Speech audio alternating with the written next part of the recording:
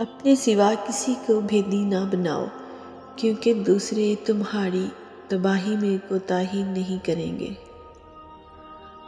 انجان رہنا جان لینے سے زیادہ بہتر ہے، کیونکہ جب کسی کو مکمل جان لیا جائے تو وہاں سے فاصلوں کا آغاز ہو جاتا ہے، اور اس بات کا دکھ صرف اسے ہوتا ہے جو کسی بھی رشتے میں مخلص ہوتا ہے۔ جو لوگ اپنے چراغوں کو پس پشت رکھتے ہیں، ان کا سایہ انہی کے راستے پہ پڑتا ہے۔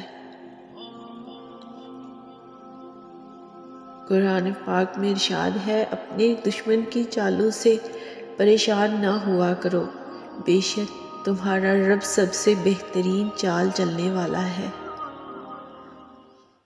وقت گزرتا ہے اور گزرتا چلا جاتا ہے۔ آج جو غم یا تکلیف ہے، کل اس کی جگہ کوئی خوشی لے لے گی۔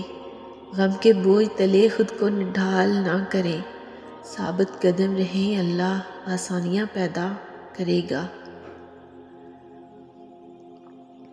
عاجزی کے تکبر سے بچو، کیونکہ یہ نفس کا فریب ہے، اور انسان سمجھنے لگتا ہے کہ اس دنیا میں مجھ سے زیادہ عاجز کوئی نہیں۔ اچھے کام ضرور کریں، لیکن یہ دھیان رکھیں کہ اچھے کاموں کی مصروفیت میں بہت اچھا کام کرنے کا موقع ہاتھ سے نکل نہ جائے۔ لامحدود کے علم میں یہ بھی جاننا ضروری ہے کہ رب سے قربت کی کوئی حد نہیں۔ انسان نیکیاں کرتا جاتا ہے اور رب کے قریب ہوتا جاتا ہے۔ پوچھا گیا، اللہ کا شکر کیسے ادا کریں؟ جواب ملا، اس شخص کی طرح جس کی ساری دعائیں قبول ہو جائیں، پھر خوشی کی انتہا میں اس کو سمجھ بھی نہ آ رہا ہو کہ اللہ کا شکر کیسے ادا کروں، اور وہ اللہ کا شکر بھی ادا کر رہا ہو۔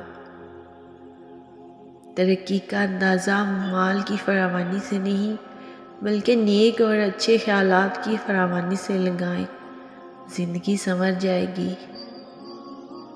وہ سب جانتا ہے کس کو کب اور کیا دینا ہے۔